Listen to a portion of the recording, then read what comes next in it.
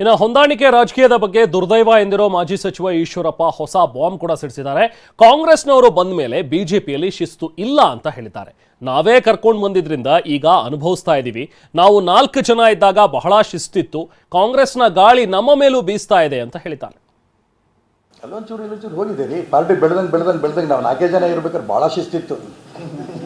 ಇವತ್ತು ಇಡೀ ದೇಶದಲ್ಲಿ ಬಿಜೆಪಿ, ಪ್ರಪಂಚದಲ್ಲಿ ಮೊದಲನೇ ಸ್ಥಾನದಲ್ಲಿ ಇವತ್ತು ಬಿಜೆಪಿ ಇರೋದು. ಹಾಗಾಗಿ ಅಲ್ಲೊಂಚೂರು ಇಲ್ಲೊಂಚೂರು ಕಾಂಗ್ರೆಸ್ಸಿನ ಗಾಳಿ ನಮ್ಮ ಮೇಲೂ ಸ್ವಲ್ಪ ಬರುತ್ತೆ. ಯಾಕಂದ್ರೆ ಕಾಂಗ್ರೆಸ್ನವ್ರು ಭಾಳ ಜನ ಬಂದು ಬಿಟ್ಟಿದಾರಲ್ಲ,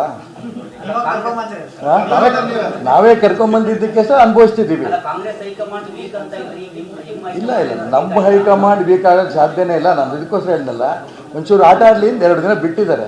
ಯಾವಾಗ ಬಾಲ ಕಟ್ಟಬೇಕೋ ಕಟ್ ಮಾಡ್ತಾರೆ. ಹಿನ್ನಡೆ ಅವ್ರು ಬಂದಿದ್ದಕ್ಕೆ ಆಗಿದೆ ಅಂತ ನಾನು ಹೇಳಲ್ಲ. ಒಂದು ಸ್ವಲ್ಪ ಅಶಿಸ್ತಿನ ಬಗ್ಗೆ ಹೇಳಿದ್ರು, ಸ್ವಲ್ಪ ಆಗಿದೆ, ಸರಿ ಮಾಡ್ಕೋತೀವಿ. ಅಲ್ಲೊಂಚೂರು ಇಲ್ಲೊಂಚೂರು ಹೋಗಿದ್ದೀರಿ. ಪಾರ್ಟಿ ಬೆಳೆದಂಗೆ ನಾವು 4 ಜನ ಇರ್ಬೇಕಾದ್ರೆ ಭಾಳ ಶಿಸ್ತಿತ್ತು.